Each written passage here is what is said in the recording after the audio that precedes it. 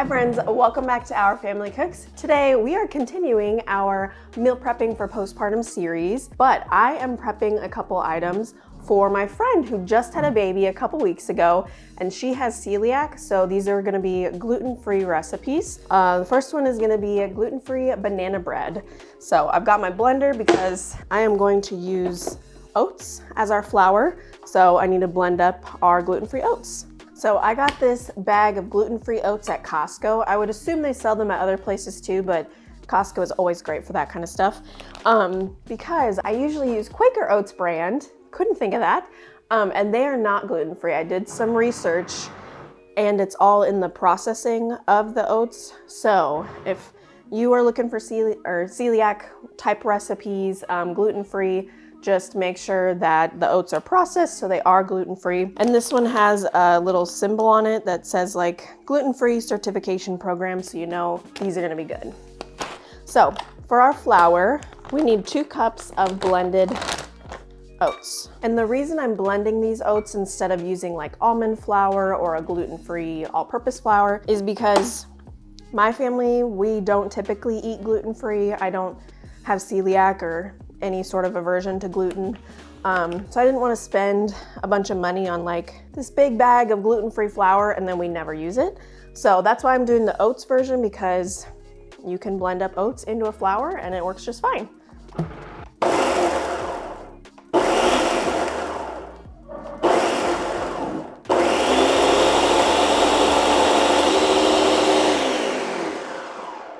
Okay, so these are looking really well blended. I'm gonna go ahead and put my oats away, and then we will pour our flour into our bowl and get all the rest of our ingredients mixed. And if you hear construction noises in the background, my husband is working on our basement because since we are expecting baby number 2, we've got to move, well, we've got to make some room. So we're turning part of our basement into office area, which will be really nice, but it just takes a while to get all that done. So he's currently hanging drywall today, but that's an exciting step. The insulation is done, the walls are up, electrical is in, just a few last finishes to do and it'll be done. Oh yeah, that looks really good. This out of our way. All right, and we need all 4 of our bananas. So we'll add those in there. And so if you have a friend who just had a baby and you're planning to visit, I always recommend bringing food because I mean, 1, who doesn't love food? And 2, that's something that you can't really go wrong. As long as you know like their taste and preferences of kind of what they prefer, what their kids prefer, bring food. Even if you ask and they're like, oh, we're good, bring food. She will be so thankful that you brought snacks or even a coffee or just whatever. There's a lot going on in postpartum, and sometimes it gets overwhelming when people are coming and they're like, what do you need? What do you want? And it's just like easier to just say, oh, I'm okay, don't worry about it, versus using the brain power to try and think of something that you need. Just bring food, even if you buy it from the store. You don't have to make it homemade if you're not a home cook and love to do that. Even just, I know with our first daughter, the first few weeks, I had prepped some stuff, but it was a lot of casseroles. And I really just wanted I was like, I need some fresh vegetables in my life. So I asked my sister-in-law to bring a plate of like broccoli, carrots, that kind of stuff. And it was so good because we hadn't gone to the store in weeks, and it was just so nice to have some fresh food instead of all the frozen. So that's another option too, is buying some fresh fruit or a tray of vegetables. They may really enjoy those. Putting our banana peels in our compost bucket. Okay, so I've got the rest of our ingredients out, so we'll go ahead and put all of them in our bowl and then we'll mix. So we got eggs,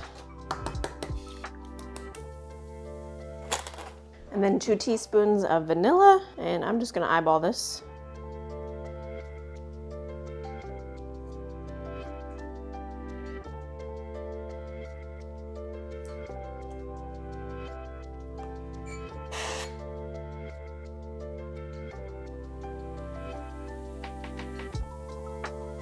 I also got my oven preheated at 375, and the last thing we need before we stir this all together is a little bit of lemon juice. And the recipe that I'm using today will be linked below if you want to check out and make a gluten-free banana bread option. I also have a regular banana bread recipe on my blog that's not gluten-free that I'll link at the bottom or in the description as well, just so you have the option for both.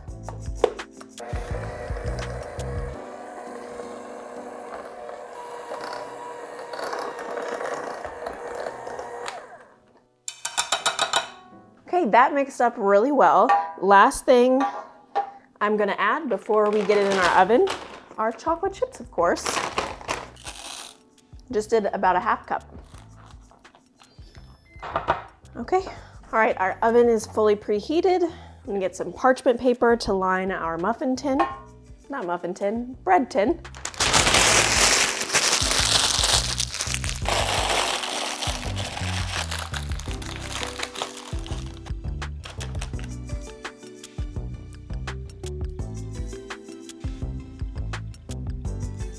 This smells really good. I love adding the addition of cinnamon just because it adds that extra warmth of flavor.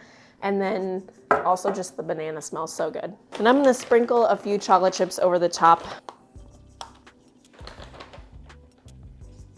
Okay, and this is all done. And we'll put it in our oven for, I'll start with 40 minutes. I always like to go a little less, and then you can always add on another 5-10 minutes if you need. So it'll probably be anywhere between 45 to 55 minutes since we're baking it in this bigger loaf pan.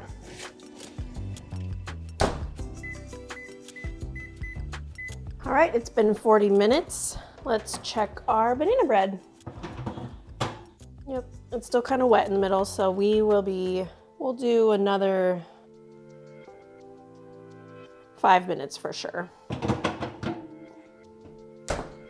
Okay, so the last recipe we are gonna make in our gluten-free series for my friend are gluten-free chocolate chip lactation cookies. So these are supposed to be good for your milk supply, and they also taste really good, so who doesn't want delicious cookies? We will be adding all of our ingredients together. And I did grind up some more oat flour because I needed that for this one as well. So this is a little over a cup of oat flour. And then half cup of butter, so 1 whole stick. We've got a 1/4 cup maple syrup. And for this recipe, I'm doing almond butter instead of peanut butter. So we're gonna measure a 1/2 cup of that.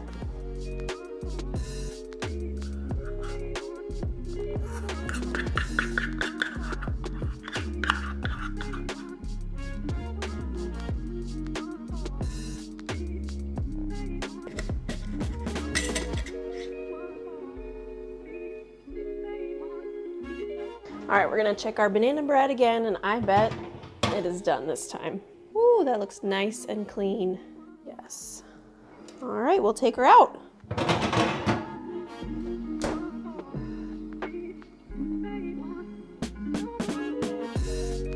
All right, so just the last thing we need to add to our cookies are the oats. We need a cup of oats. And of course, it wouldn't be cookies without chocolate chips. So we will be adding in chocolate chips to these as well. And again, the link to this recipe, if you want to try it out at home, will be in the description as well.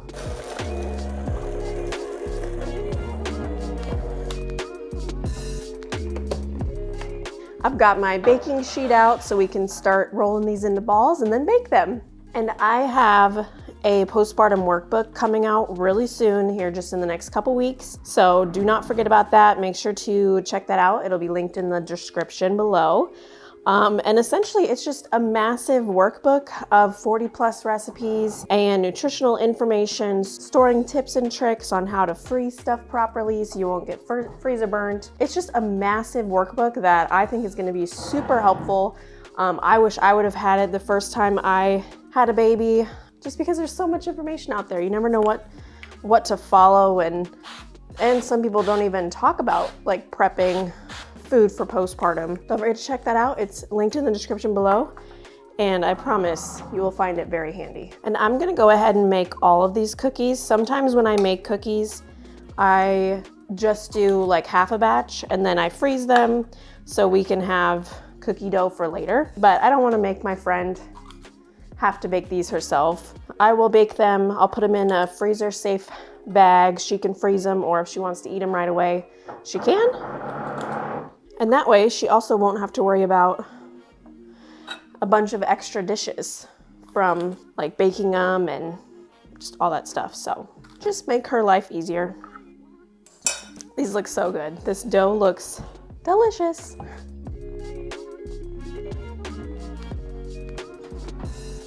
All right, let's pop these cookies into the oven. And we'll set a timer for 12 minutes.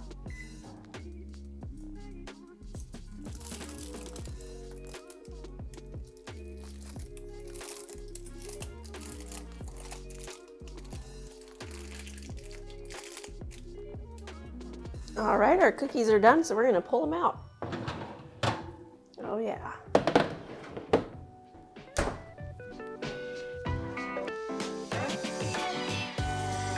All right, let's get these cookies onto a cooling rack.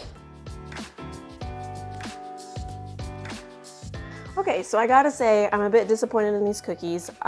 Since I don't normally do gluten-free recipes, I did use someone else's recipe on how to make these, and they're falling apart. So my friend, I tasted some, and they taste good, so my friend just might get cookie crumble instead of full cookies. I'm curious if maybe it needed an egg. The recipe didn't call for an egg, so I didn't add one, but I feel like maybe it needs an egg and that would have kept it together. I don't know. I will not be linking this recipe below since they did end up crumbling, and I'll just try a few variations on my own, see what I can figure out on what works for these cookies, make them again another time, and then once I do that, I will link that recipe in the description. But the banana bread turned out really well, so I will link that one. That one's one of my recipes that I made, and I just substituted like the oatmeal with flour, or where I usually add flour, I did the oatmeal. So I don't know if you are a cookie expert. Let me know in the comments. I definitely have a feeling it should have had an egg in there. And this recipe I used did not say anything about an egg. So I'll let them dry or cool down. And yeah, my friend will just have some cookie crumbles and it'll be more like a granola versus a cookie. But I will show you, they look good on the inside. They look nice and they're really soft and they taste good. So I don't know, but they're crumbling and that's disappointing. Anywho, what a way to end a video.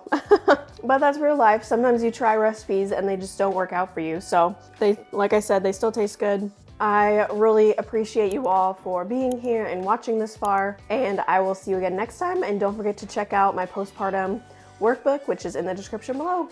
Thanks y'all, bye.